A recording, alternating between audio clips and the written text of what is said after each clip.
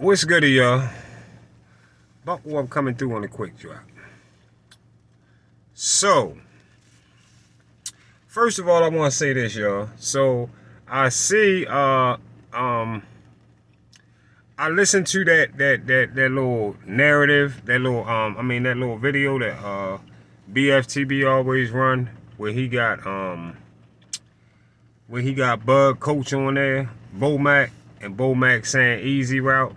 And when BFTB first said something about Earl Spence, Bo Mac was telling him, if you listen to that, Bo Mac was saying, you sound stupid as a motherfucker.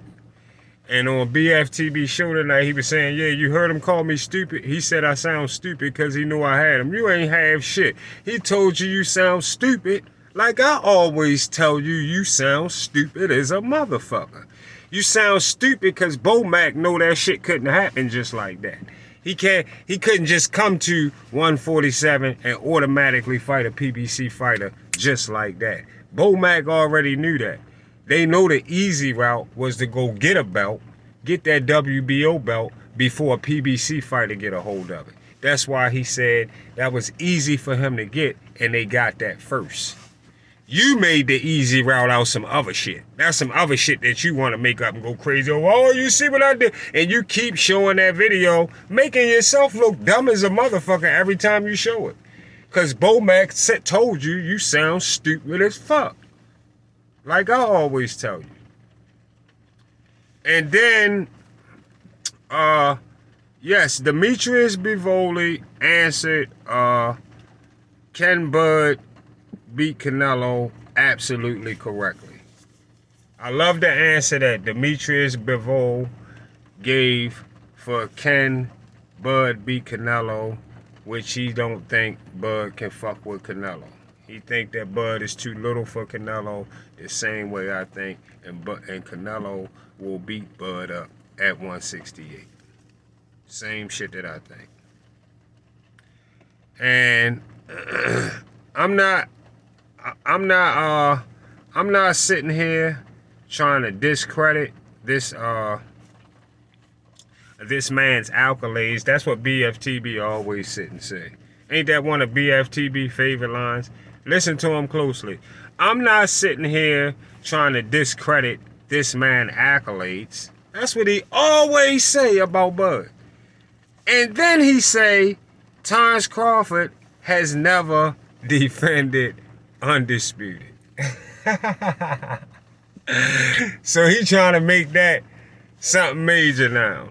Because nobody that he fuck with outside of Devin has accomplished undisputed other than Jamel. Jamel is the one and only fighter on the PBC that has ever been undisputed. So because he can't even get he can barely get a motherfucker that he fuck with to get undisputed, he put some other shit out there talking about they didn't fight, they didn't defend undisputed. Well, the fact that he accomplished undisputed, and you have no respect for it, he should always tell a motherfucker like you to put a dick in your mouth. All those fighters out here don't come close to being undisputed, and BFTB don't credit fighters for the don't credit fighters for that, except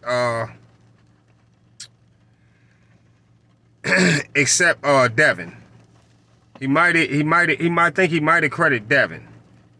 And then he turn around and make a show talking about Bud never defended undisputed. Why defend undisputed when you can just move up and a whole different type of challenge comes on the table for you? Whole nother challenge type of position at the next weight level.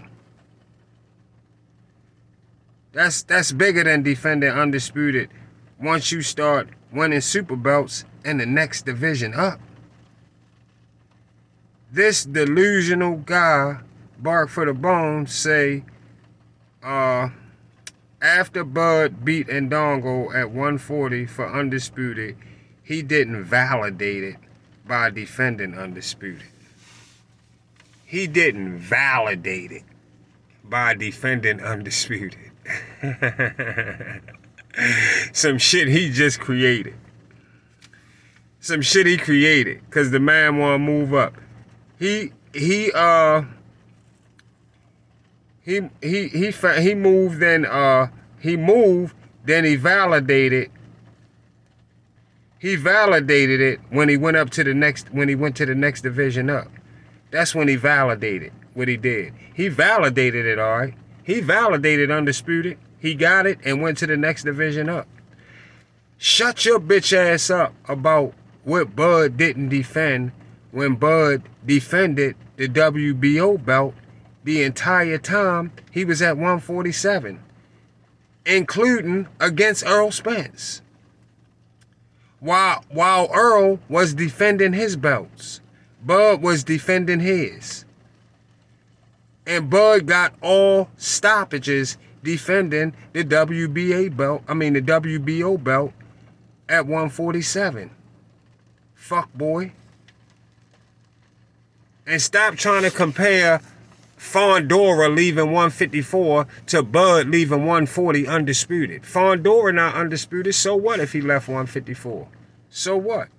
And if he left undisputed 154 for weight situations he wanted to leave, so what? Then he left.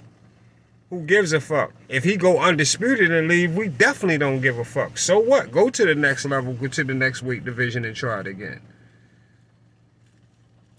Now he beat a Earl Spence that was thrown out of a car, and that's why Earl told that clown. That's why Bud told that clown that he didn't want to fight him first after the accident. See how you using that now? See how you bringing that up, using that now? You're using the accident now. But you wouldn't be using the accident if Earl would have won. Every time Earl won a fight, you never talked about the motherfucking accident. Everything was good. He good. The accident ain't bothering him. He's straight. Remember that? Remember that? Oh, and guess what? And Julius Ndongo, you know what you don't tell people when you keep trying to trash Julius Ndongo? Julius Ndongo beat the fuck out your boy Tay Jones. Didn't he? Didn't he knock your boy? Didn't he stop your boy Tay Jones? What, you forgot that Julius Ndongo beat your man up and stopped him? Oh yeah, he ain't tell y'all that? So for any of his subs that don't know that, yeah, Julius Ndongo from 140 beat the shit out of his man Tay Jones. Yeah. He ain't tell y'all about that, did he? He keep calling Julius Ndongo a bum. He keeps calling Julius Ndongo a bum who beat his man the fuck up. You reaching hard as fuck. You reaching hard as fuck to knock Bud. Because Brian Norman got the boots fight like I said he should. A few weeks back in my video. That's who he should be focusing on. Brian Norman. Or your boy Rashidi Ellis. Yeah. Yeah. So this a good fight coming up. This the fight that we need to see Boots in. Yeah. Bud fight at 154, you goofy ass cornball, dummy ass nigga. When Boots decide he want to come to 154, then you might see that. Then you might see a Bud Boots. Until then, shut your lame dummy ass the fuck up. Except Boots versus Brian Norman, because that's what we should be saying anyway in the 147-pound division. And Bud never had plans on staying at 147, whether he was stripped or not. Whether he was stripped or not. Bud was moving to 154. Bud was moving to 154 after Undisputed. And the dude that came on your channel and told you who can beat Bud and that's Jermell Charlo. I told you, dummy ass, the same thing too. Told you a goofy, yo. You don't know what the fuck you looking at. Yes, Jermell is the most dangerous at 154 for Bud to lose to. I think Bud can beat him, but I know Jermell could pull some shit off. Cause I know this shit. I know what the fuck I'm looking at. And Bark for the Bone don't. The dude came right on there and told you the same thing. He hollered, oh, no. You don't know what the fuck you. That's why you lose. That's your, like I always tell you, a whole resume full of prediction losses. Over loss after loss after loss. I mean, you 1,000% correct. The brother that came in this chat, he was 1,000% correct.